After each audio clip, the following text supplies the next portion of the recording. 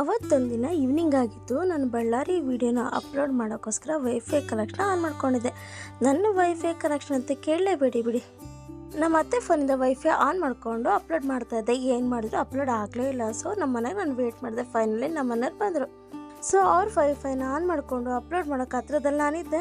Terrace ಮೇಲೆ walk ಹೋಗಿರೋದ್ರ ಕಾರಣ ನಾನು ಟೆರೆಸ್ ಮೇಲೆ ಹೋಗಿ ಅಪ್ಲೋಡ್ ಮಾಡಬೇಕಾಗಿತ್ತು. ಸೊ ಎಷ್ಟೊತ್ತಾದರೂ ಅಪ್ಲೋಡ್ ಆಗ್ತಾ ಇರಲಿಲ್ಲ. ಹಾಗಾಗಿ ಸಿಂಟ್ಯಾಕ್ಸ್ ಮೇಲೆ ಫೋನ್ ಇಟ್ಬಿಟ್ಟು ವಾಕ್ ಮಾಡ್ತಾ ಇದ್ವಿ. ಎಲ್ಲಿತ್ತೋ ಹೇಗಿತ್ತೋ ಗೊತ್ತಿಲ್ಲ, ಸಡನ್ನಾಗಿ ಒಂದು ದೊಡ್ಡ ಕೋತಿ ಬಂದ್ಬಿಡ್ತು. ನಾವು ಹೆದರ್ಕೊಂಡು ಒಳಗಡೆ ಬಂದು ಲಾಕಕ್ಕೆ ಹೋಗ್ಬಿಟ್ವಿ. ಬಂದೆ ನಾವು ಬಚಾವಾಗಿಬಿಟ್ವಿ. ಅದು ಫುಲ್ ಹ್ಯಾಪಿ ಆಗಿದ್ದೀನಿ. ಯಾಕೆ ಸಡನ್ನಾಗಿ ನಂಗೊಂದು ನೆನಪಾಯಿತು, ನನ್ನ ಫೋನ್ ನಾನು ತಂದೇ ಇಲ್ಲ, ನಾವು ಮರ್ತು ಬಂದುಬಿಟ್ಟಿದ್ವಿ. ಸಿಂಟ್ಯಾಕ್ಸ್ ಮೇಲೆ ಫೋನ್ ಇದೆ, ಏನು ಮಾಡೋದು ಅಂತ ಗೊತ್ತೇ ಆಗಲಿಲ್ಲ. ಅಮ್ಮನೆಲ್ಲ ದೊಡ್ಡದಾಗಿ ಕಟ್ಟಿಗೆ ಇಟ್ಕೊಂಡು ಹೋದ್ರು. ಫೋನ್ ತರ್ತಾರತ್ತ ನಾವು ಅನ್ಕೊಂಡ್ವಿ. ಅವ್ರು ಮಾತ್ರ ಮಧ್ಯದಲ್ಲಿ ನಿಂತು ಉಶ್ ಅಂತಿದ್ರು. 1 ಅವರ್ ಆದ್ಮೇಲೆ ಕೋತಿ ಇನ್ನೊಂದ್ ಕಡೆ ಹೋಯ್ತು. ನಾವು ನನ್ನ ಫೋನ್ ಹೋಯ್ತು ಅನ್ಕೊಂಡೆ. ಅಷ್ಟ್ರಲ್ಲಿ ಒಂದು ಮಿರಾಕಲ್ ಅಂತ ಹಾಗೆ ಹೋಯ್ತು. ಕೋತಿಗೆ ನನ್ನ ಫೋನ್ ಅಂತೂ ಕಾಣಿಸೇ ಇರಲಿಲ್ಲ.